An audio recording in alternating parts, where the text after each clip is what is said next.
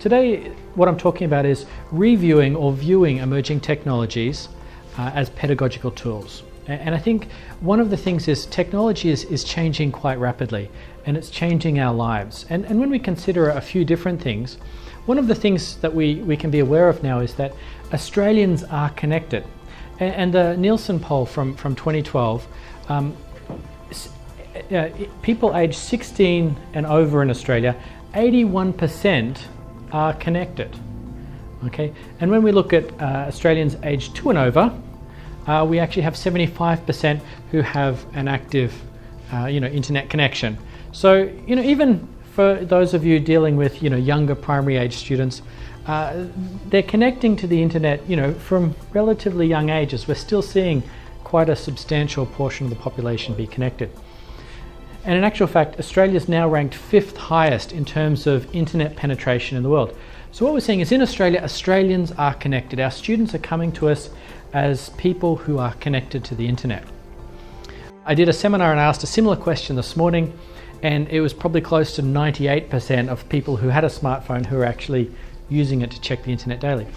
But what we're seeing, especially among university students, and I think the younger generation, is this tendency to use mobile phones to connect to the internet and also access content through a mobile device.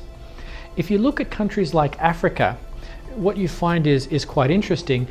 People don't have laptops, they don't have PCs, they don't have tablets, but they do have mobile phones which connect to the internet. So there's this huge growth in that area and using phones to access content. How much this trend continues in the future will be interesting to see. And of course, tablet computers, so iPads and things like that, is also continuing to increase. This is important when we consider emerging technologies and how we allow for students to access content online. But with social media, their private life and their posting on Facebook, Twitter, any social media now becomes right there in your face. And students don't necessarily think about that. So you're in a sense inviting a lot of potentially inappropriate content into your classroom. And I'll talk about that today a little bit more as well. And as well, I think as a communication tool, it's great for language development. Or is it? Okay.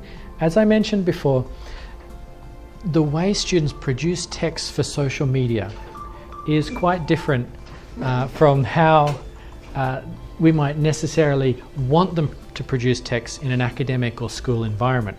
There's a different way they're doing it. So I think this idea of automatic language development through social media use is questionable. We need to scaffold the correct use and the production of the text and the types of text we want for the context we're in.